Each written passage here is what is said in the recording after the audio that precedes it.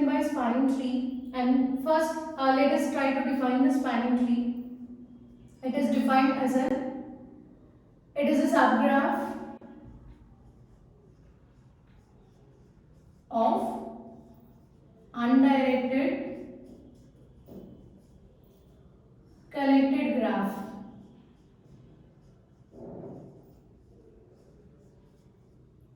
So what is meant by undirected connected graph?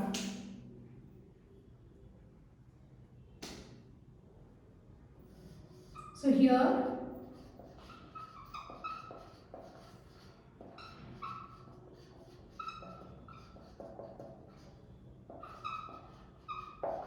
edges do not point in any direction. So that is undirected. So if you see this graph, so edges, they are not pointing in one particular direction. So this here it is bidirectional.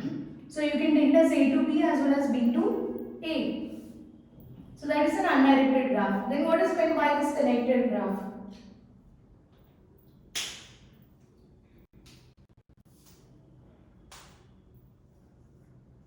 So here there is always path from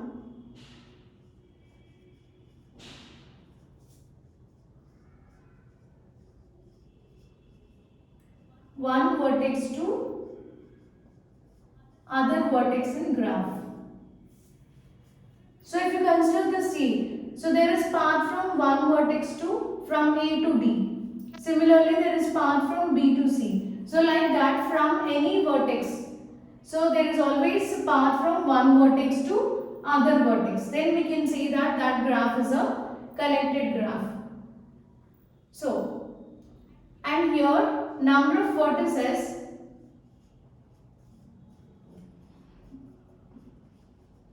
they are equal to the number of vertices in graph.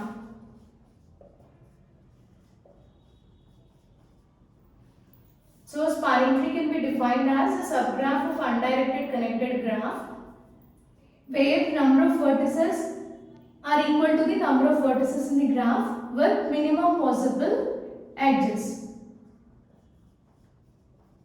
So you should not take all edges which are present in the graph. So that's why it is defined as minimum possible edges.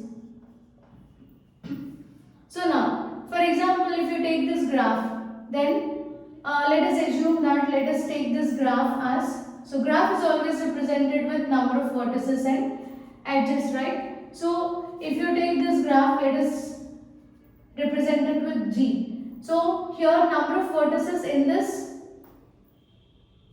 graph, so number of vertices in this spanning tree, if I write it as V dash, it should be equal to number of vertices in graph. So this V dash is to represent number of vertices in the spanning tree, whereas this V represents number of vertices in the given graph. So in both the cases, number of vertices should be same. Whereas coming to number of edges in the spanning tree, they should be represented with E dash. It should be equal to number of vertices minus 1. So total number of vertices present in the graph minus 1.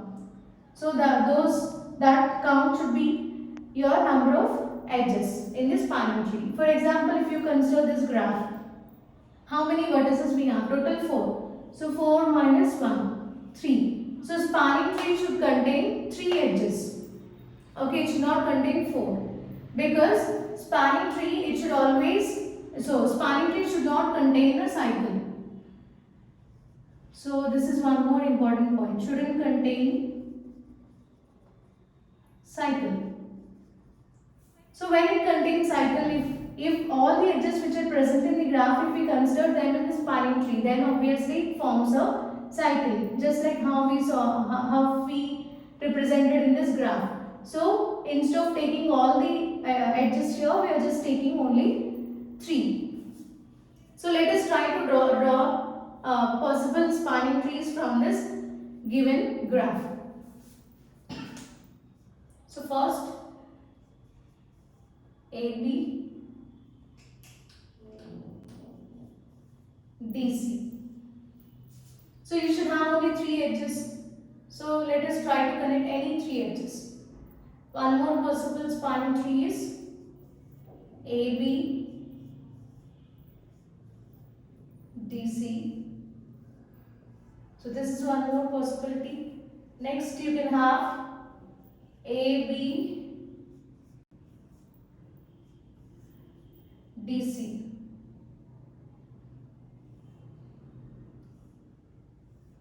This is other possibility, right? So take the weights also. So these are nothing but this is a weighted graph. So take weight 4, 5, 1. Then have to find out cost of the spanning tree.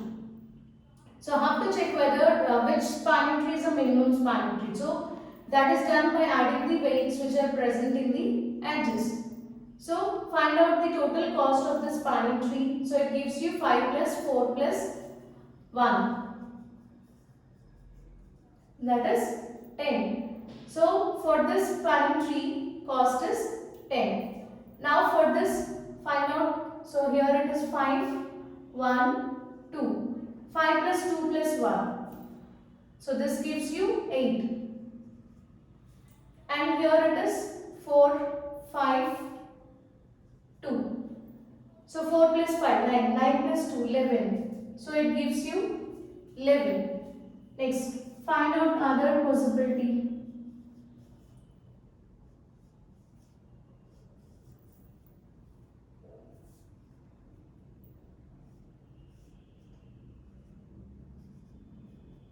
So it gives you 7.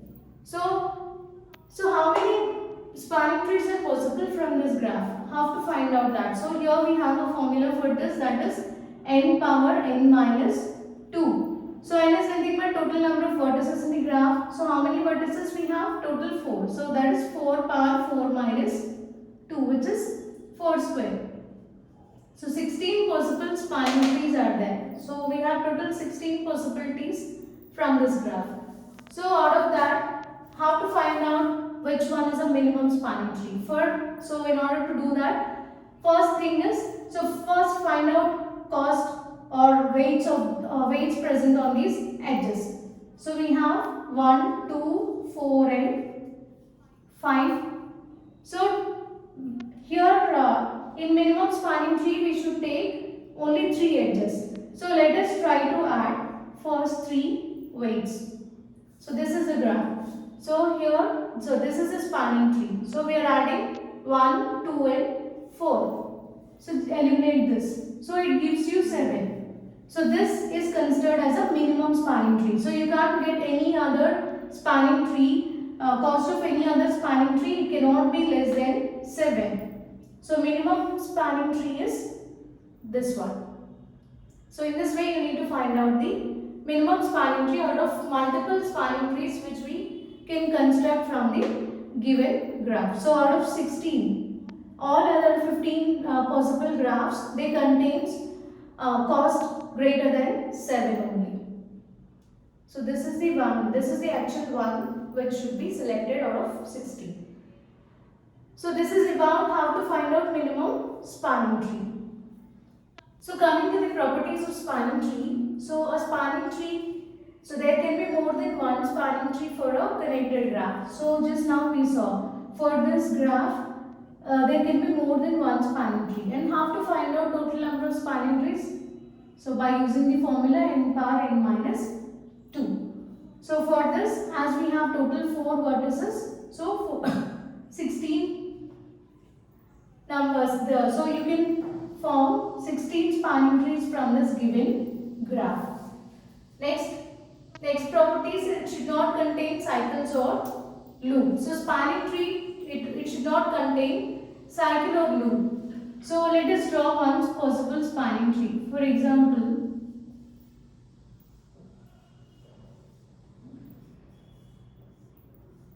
so this is the spanning tree which we constructed. One of the spanning trees which we saw before.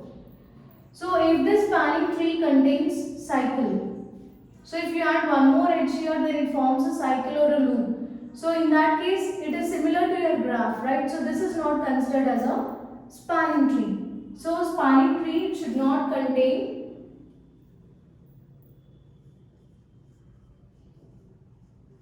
it should not have cycles or loops, and then it should not be disconnected. So here, if you consider this spanning tree, so you should not remove any edge from the spanning tree, because for example, see, if I remove this edge from the spanning tree, then this vertex C is isolated from the remaining. So these two are disconnected now.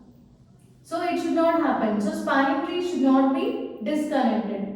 So if this is the case, then we don't consider this as a spanning tree. So it should not be disconnected, and it should contain n minus 1 edges. So n is nothing but number of vertices. So how many vertices we have? 4. So number of edges should be 4 minus 1, that is 3. So we use total 3 edges in order to construct the spanning tree. And if edges have separate weights or distinct weights, then there will be unique minimum spanning tree. So here we considered, so what are the weights we considered here? 1, 2, 4, 5. So all weights are unique, so there is no repetition. For example, if you have 1, 2, 4, 2, then we have same weights on 2 edges. So in this case, we can't say that there is a unique minimum spanning tree. So there can be 2 minimum spanning trees also. So instead of that, if we have 1, 2, 4, 5, so weights, if the weights are distinct, then in that case we can say that this it has unique minimum spanning tree, or we can construct unique minimum spanning tree from this graph. So these are few properties. So most important things are this spanning tree should not be disconnected, or it should not, so we should not add one more edge to that, which results in loop or cycle. So spanning tree should not contain loops or cycles. Coming to the applications, so real time applications, so where we are using this spanning tree, minimum spanning tree means, so you can use it in water supply networks. So we are using them. So water supply networks, telecommunication networks,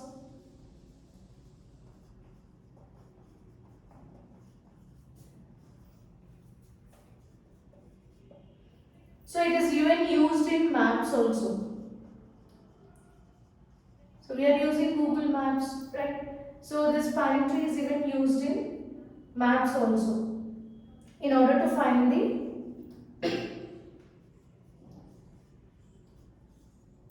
path. So in order to find the paths, we are using this spanning tree in maps, Google Maps.